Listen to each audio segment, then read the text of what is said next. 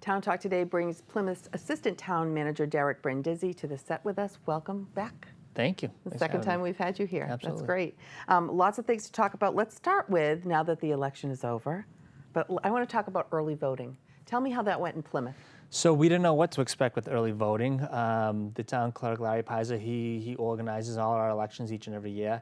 And we saw a great turnout for early voting in the first 2 weeks. In the first 3 days, we already had over 2,000 folks who had already voted.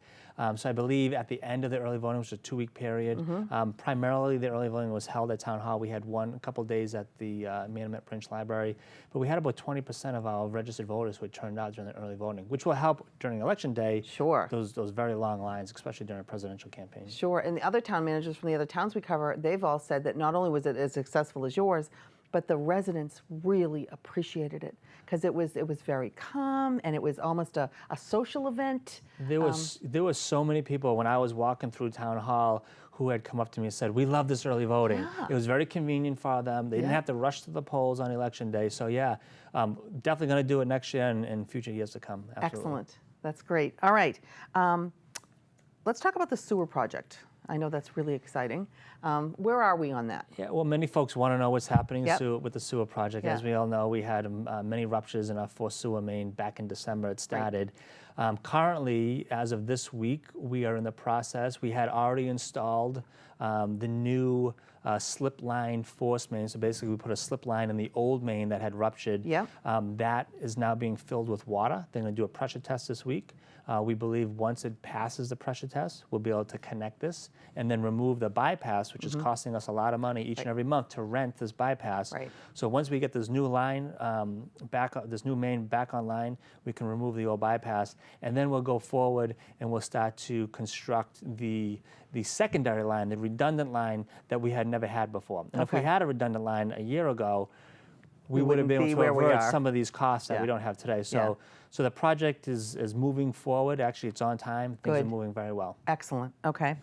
You want to encourage people to go to the town website because there's openings on committees and boards, and talk about that. Yeah, so we're always having lots of turnover with our volunteer boards and committees. Right. Many people spend many years doing this work, and after a while, they resign or their term has come up. So this year, we're really expecting and we're hoping and encouraging folks to go to the website where they can see something that they're interested in. Maybe there's a board or a specific committee that they're interested in serving the town of Plymouth. So we'd ask them to do just that. But in particular, the Plymouth Cultural Council is actively looking for new committee members. Right. They have a lot of great work in front of them. They issue mini grants each and every year. Right. And so they're really trying to get out there and try to encourage new members. Okay. The Plymouth Cultural Council especially. Okay. Yes. The America's Hometown Celebration, also known as the Thanksgiving Day Parade, which is not held on Thanksgiving Day, will be held when? It's going to be this year on Saturday, November 19th. They're, again, the committee's putting together a number of events and festivities. As you know, the big parade is highly sought after. In fact, someone told me it's the second largest Thanksgiving Day parade now in the country. So we expect a huge turnout.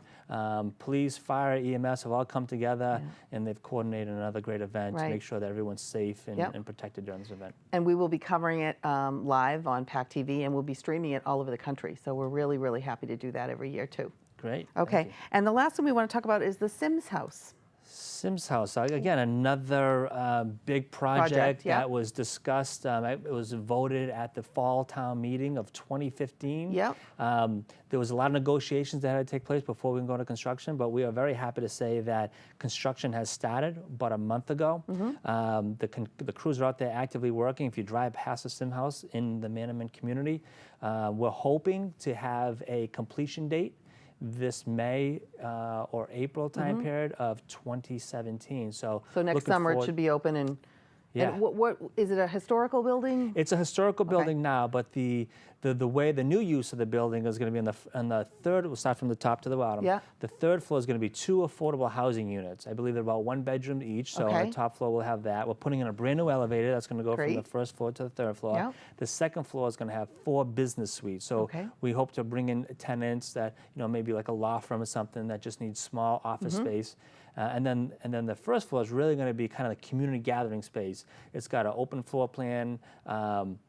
We hope to have a kitchen in about a year from now where folks from the community can use that space for various types of activities. Oh, that's excellent. So it's going to be, it's a beautiful building, and it's a great great to see location. it being preserved. Yeah, Excellent. absolutely. Okay, lots going on as always in Plymouth. Absolutely. Thank you for Thanks joining having us. me. Appreciate it. Okay.